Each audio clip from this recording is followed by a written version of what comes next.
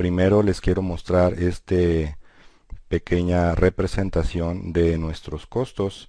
Del lado derecho podemos ver lo que son nuestros costos fijos y de este lado izquierdo podemos ver nuestros costos variables. Entonces aquí vamos a ver cómo se comportan estos tipos de costos. Veamos, los costos variables, estos se van a incrementar o a disminuir de manera proporcional al nivel de actividad o al nivel de producción. Eso quiere decir que mientras más unidades produzcamos, nuestro costo variable se va a comportar de esa misma manera, se va a ir incrementando. Es decir, si lo vemos desde el punto de vista de un hospital o de un consultorio, por cada paciente que nosotros atendamos, que se va a representar en el eje horizontal, pues vamos a tener un incremento en nuestros costos variables, ¿sí? Entonces, cuando veamos nuestro costo por unidad, si hablamos de costo variable, este va a ser igual a todos los niveles de producción. Esto quiere decir que nuestros costos variables por unidad no van a cambiar. Es decir, si yo atiendo a 100 pacientes o atiendo a 20 pacientes, bueno, el costo por atender a cada paciente va a ser el mismo. Si estamos asumiendo que, bueno, el tratamiento es igual, ¿verdad? O si estoy hablando de un ambiente de manufactura, bueno, pues el producir una unidad de las que yo fabrico, vamos a hablar, digamos que zapatos de la misma medida y de la misma calidad, bueno, pues el costo variable va a ser el mismo si yo fabrico un zapato o fabrico 100 zapatos.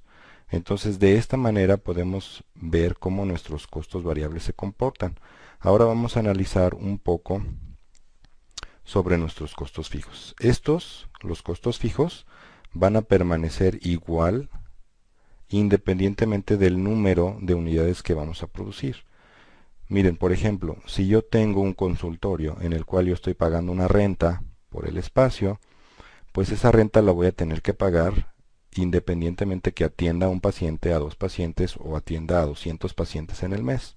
La renta la voy a tener que pagar al 100%, ¿cierto? Entonces, esto es un costo fijo, es un caso típico de un costo fijo. Ahora, si nosotros trasladamos ese costo fijo, a costo por unidad, bueno, pues vamos a ver este efecto que es muy interesante. Cada vez que mi unidad aumenta o mi unidad producida aumenta o mis pacientes que yo atiendo en el mes van en incremento, bueno, pues este costo fijo por unidad se va disminuyendo. ¿Cuál es la lógica que hay atrás de esto? Bueno, pues muy fácil. Si yo estoy pagando, volviendo al ejemplo de la renta, si estoy pagando mi renta del consultorio, bueno, pues si yo atiendo a 100 pacientes, ese total que yo estoy pagando en la renta lo voy a dividir entre los 100 pacientes y el costo fijo que le voy a llevar a cada uno de estos pacientes va a ser menor que si se lo llevo a un grupo más pequeño de pacientes. Digamos que aquí atendía 20 pacientes. Entonces cada uno de estos 20 pacientes tendrá que llevar un costo fijo mayor que si hubiera atendido a 100 pacientes. Entonces el costo fijo se va diluyendo mientras más unidades vaya produciendo, ¿verdad? O mientras más pacientes vaya atendiendo en mi consultorio. Entonces, así es como nosotros entendemos esta diferencia, este comportamiento de los costos fijos de los costos variables. Y esto es muy importante para el siguiente análisis que vamos a hacer. Les voy a dar unos ejemplos sobre costos variables y costos fijos para que nos queden un poco más claros. Miren, costos variables podemos pensar que son, digamos, los combustibles, la gasolina que nosotros le ponemos a nuestra maquinaria y equipo. Pueden ser los medicamentos que nosotros le damos a nuestros pacientes o el alimento y las bebidas que nosotros les proveemos también a nuestros pacientes en nuestro hospital o los gastos de venta. Todos estos son ejemplos o solamente algunos ejemplos de costos variables. Hay muchos más. Ustedes empezarán a razonar dentro de su actividad cuáles son los costos variables, ¿verdad? Que ustedes tienen en su trabajo.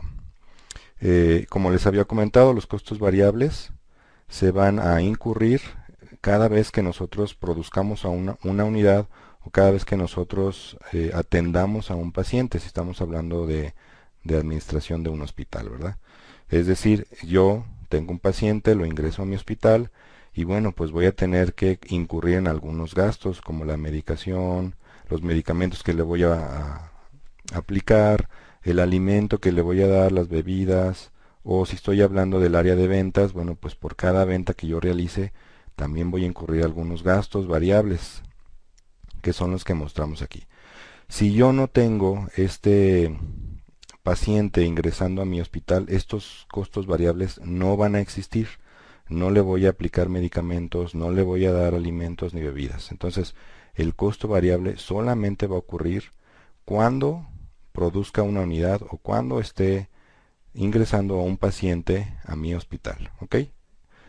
Bueno, esos son ejemplos de costos variables. Ahora, costos fijos, miren, los más típicos, como ya habíamos comentado, es la renta del edificio, la renta del consultorio y la depreciación de nuestro equipo, ¿verdad?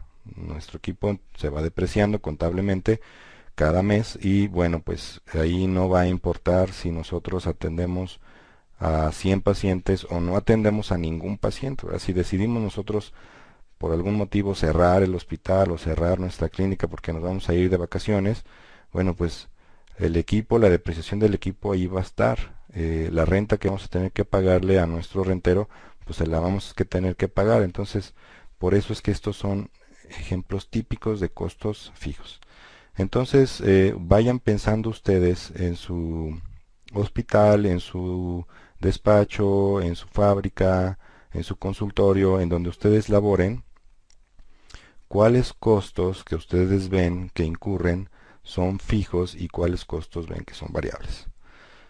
Bueno, en el material que les dejo en la plataforma ustedes pueden investigar el capítulo de este tema y el material que les dejé ahí también sobre la presentación pueden ir y ver más ejemplos al respecto. Inclusive pueden profundizar un poco más y ver aquellos costos que son mixtos, ¿verdad? Tenemos costos que no son 100% variables ni tampoco son 100% fijos.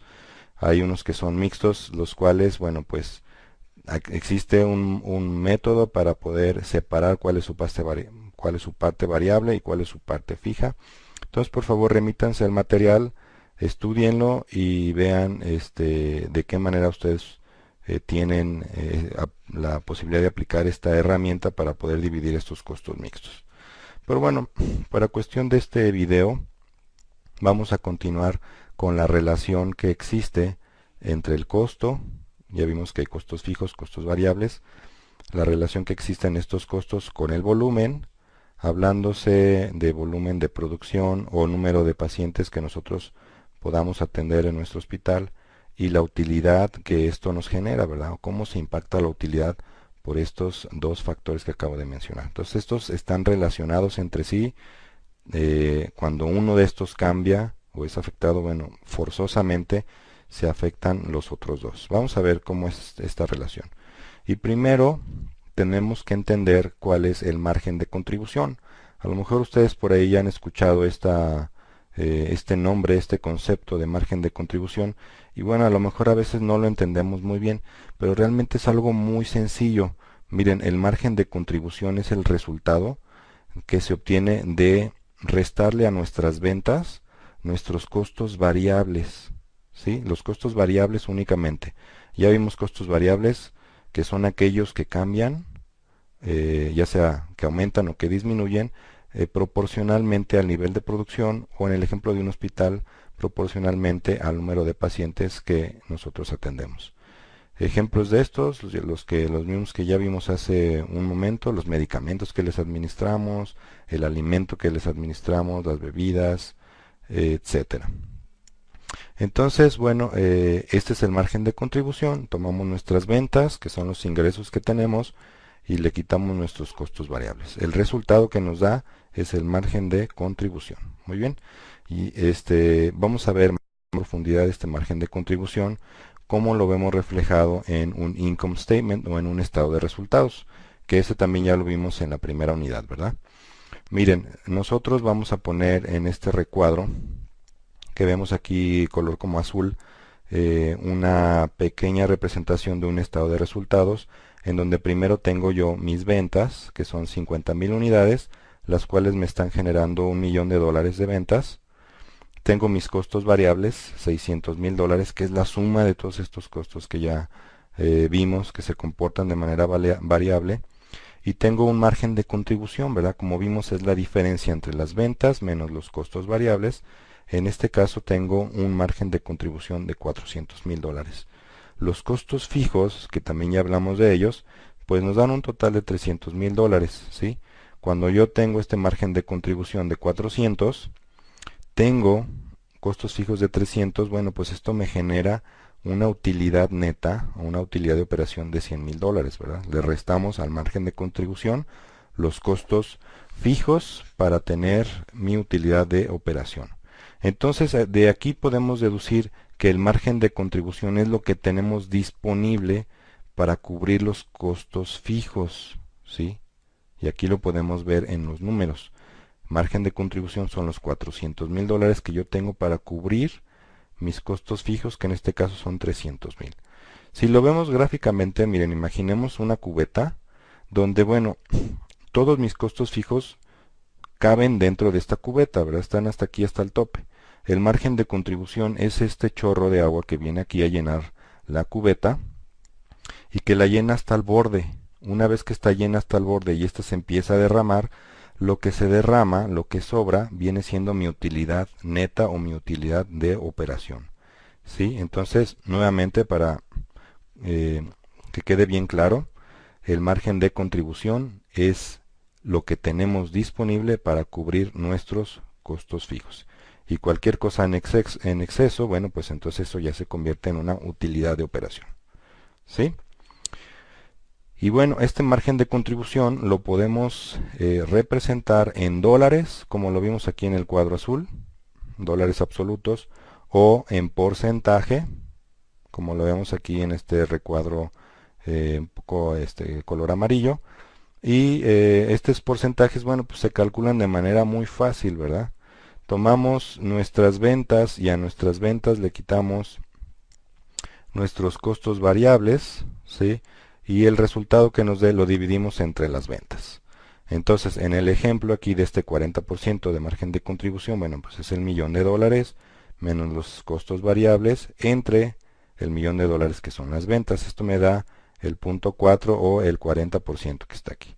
En otras palabras, entonces, si nosotros tomamos cualquiera de estas cantidades, 600, 400, 300 o 100, y lo dividimos entre nuestra base, que son las ventas, bueno, pues vamos a obtener el margen de contribución. Y aquí podemos ver que para nuestro caso, bueno, pues estamos teniendo un 40% de margen de contribución, un 30% de costos fijos y nos queda un 10% de utilidad.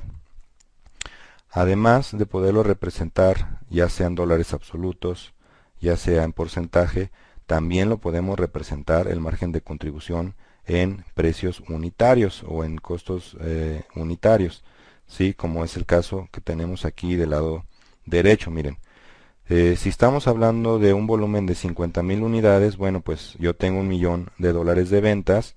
Cuando yo hago la operación de dividir este $1,000,000 entre mis 50,000 unidades, bueno, pues me doy cuenta que tengo un precio de venta de $20. Y de igual manera puedo calcular el costo variable por unidad. Al dividir los $600,000 entre las 50,000 unidades, me da este resultado de $12 por unidad. Entonces, ya cuando aplico los 20, que son mi precio de venta menos mis costos variables por unidad, me da 8. Entonces, este $8 es el margen de contribución por unidad. ¿Sale? Entonces, el margen de contribución lo podemos ver en dólares, en porcentaje, o lo podemos ver en unitarios. Ahorita nos va a ser muy útil el saberlo por unidad para poder aplicar la siguiente herramienta.